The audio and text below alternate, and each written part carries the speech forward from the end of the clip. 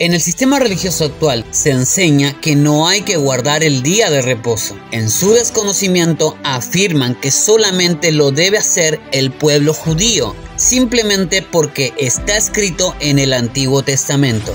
Nada más ilógico. Pero vamos a responder a estas preguntas y por supuesto con la misma palabra.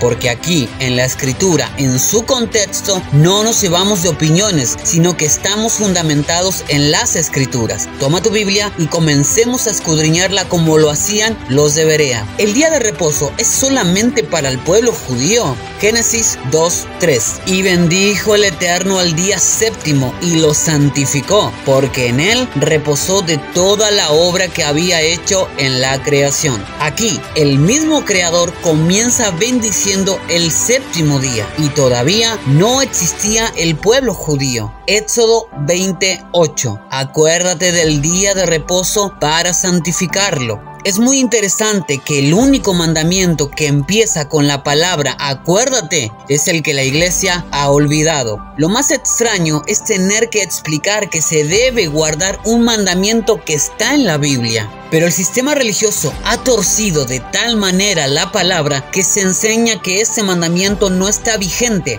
Vamos a demostrar bíblicamente que ellos están equivocados. Al momento de la entrega de los mandamientos no estaba el pueblo judío, sino que estaba el pueblo completo de Israel. Y Pablo dijo en Efesios 2:12-13, en aquel tiempo estabais sin el Mesías, alejados de la ciudadanía de Israel y ajenos a los pactos de la promesa, sin esperanza y sin Elohim en el mundo. Pero ahora en el Mesías Yeshua, vosotros que en otro tiempo estabais lejos, habéis sido hechos cercanos por la sangre del Mesías. ¿Ves? En otro tiempo no podíamos pertenecer a Israel, pero ahora somos cercanos a dicha ciudadanía. Leamos Gálatas 3:28-29. Ya no hay judío ni griego, no hay esclavo ni libre, no hay varón ni mujer, porque todos vosotros sois uno en el Mesías Yeshua. Y si vosotros sois el Mesías, ciertamente linaje de Abraham sois y herederos según la promesa. Pablo afirma que si creemos en el Mesías, linaje de Abraham somos, y este es el pueblo de Israel. Y los mandamientos les fueron dados a Israel. Entonces, es totalmente bíblico que guardes el día de reposo. Te he demostrado con las escrituras que el cuarto mandamiento no es solamente para el pueblo judío, pero veamos si nuestro Mesías lo guardaba. Lucas 4:16-17. Vino a Nazaret, donde se había criado, y en el día de reposo entró en la sinagoga conforme a su costumbre y se levantó a leer. Así es, el mismo Mesías guardaba el día de reposo. ¿Y por qué tú no lo guardas? Mira lo que dijo nuestro Mesías, Marcos 2:27. También les dijo, el día de reposo fue hecho por causa del hombre, y no el hombre por causa del día de reposo. Te está diciendo que el día de reposo es por causa del hombre, y esto es el Nuevo Testamento. Acompáñame a Lucas 23:55-56. Y las mujeres que habían venido con él desde Galilea siguieron también y vieron el sepulcro y cómo fue puesto su cuerpo, y vueltas prepararon especias aromáticas y ungüentos y descansaron el día de reposo conforme al mandamiento. Si el Mesías al morir hubiera dejado la ley abolida, ¿qué hacen estas mujeres guardando el día de reposo conforme al mandamiento? ¿No será que los mandamientos permanecen para siempre? Hechos 17:2-3. Y Pablo, como acostumbraba, fue a ellos y por 3 días de reposo discutió con ellos, declarando y exponiendo por medio de las escrituras que era necesario que el Mesías padeciese y resucitase de los muertos, y que Yeshua, a quien yo os anuncio, decía él, es el Mesías. Dice que Pablo guardaba el día de reposo. Pero ¿por qué lo hacía? Si ya el Mesías no estaba, y según la iglesia, él cumplió todo por nosotros. ¿Por qué él guardaba el día de reposo? Si la iglesia hace tanto caso a las cartas de Pablo, ¿por qué también no guarda el día de reposo como lo hace Pablo? Mira lo que aconseja Pablo. 1 Corintios 11:1. Sed imitadores de mí, así como yo del Mesías. Ahora, ¿por qué no imitas a Pablo guardando el día de reposo? Veamos un versículo que se ha usado para afirmar que el cuarto mandamiento se ha pasado a otro día. Hechos 27. El primer día de la semana, reunidos los discípulos para partir el pan, Pablo les enseñaba habiendo de salir al día siguiente y alargó el discurso hasta la medianoche.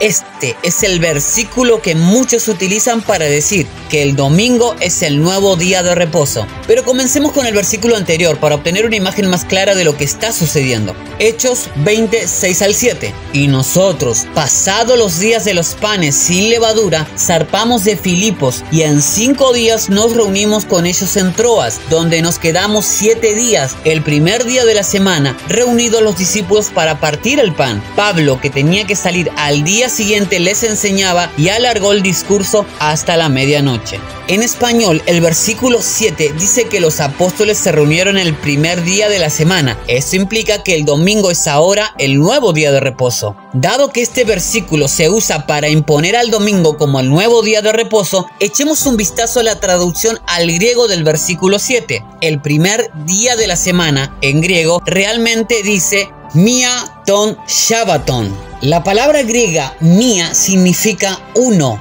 no primero, y esa palabra no está presente en el texto. La palabra griega protos es la que se traduce como primero. Entonces, el texto en realidad se traduce como uno de los días de reposo, en plural, no como el primer día de la semana, en singular. La palabra día ni siquiera existe en este versículo.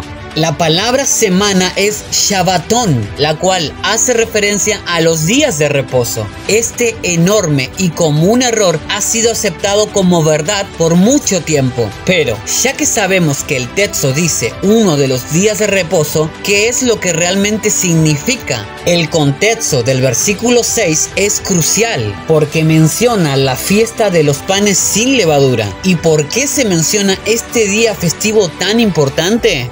Acompáñame a Levítico 23, 4 al 6. Estas son las fiestas solemnes del Eterno, las convocaciones santas, a las cuales convocaréis en sus tiempos. En el mes primero, a los 14 del mes, entre las 2 tardes, Pascuas es del Eterno. A los 15 días de este mes es la fiesta solemne de los panes sin levadura al Eterno. 7 días comeréis panes sin levadura. Ahora leamos el versículo 15, Levítico 23, 15 al 16. Y contaré desde el día que sigue al día de reposo, desde el día en que ofrecisteis la gavilla de la ofrenda mecida, 7 semanas cumplidas serán. Hasta el día siguiente del séptimo día de reposo contaréis 50 días. Entonces ofreceréis el nuevo grano al Eterno. Ahora, prestemos atención a cómo en Hechos 26 es mencionada la fiesta de los panes sin levadura. ¿Qué estaban haciendo en el versículo 7? Estaban contando las semanas de reposo, estaban en uno de los días de reposo que se cuentan. La gran importancia de contar 7 días de reposo o 7 semanas es porque el día después del séptimo sábado es el día de Pentecostés o Shavuot en hebreo. Es por eso que Pentecostés siempre es 50 días después de la muerte del Mesías. En Hechos 20 en realidad estaban guardando el sábado como el día de reposo y no el primer día de la semana. Esto es lo que muchos han interpretado incorrectamente. Si escudriñas el griego, verás que en ninguna parte se encuentra tal traducción. Quiero que me acompañes al último versículo, Isaías 66, 23. Y de mes en mes y de día de reposo en día de reposo vendrán todos a adorar delante de mí, dijo el Eterno. Este versículo nos dice que en el reino milenial se va a guardar el día de reposo.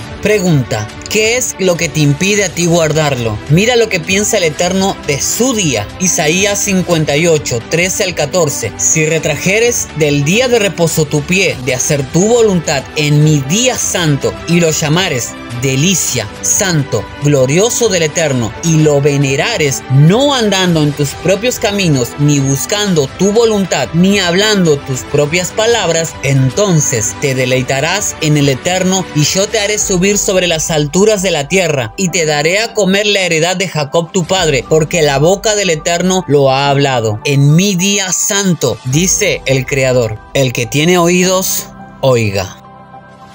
En el próximo video estaremos respondiendo una pregunta muy controversial. ¿El diezmo sigue vigente en la actualidad? Te espero la próxima semana para aprender más de la escritura en su contexto. No te lo pierdas. Que el Eterno te bendiga.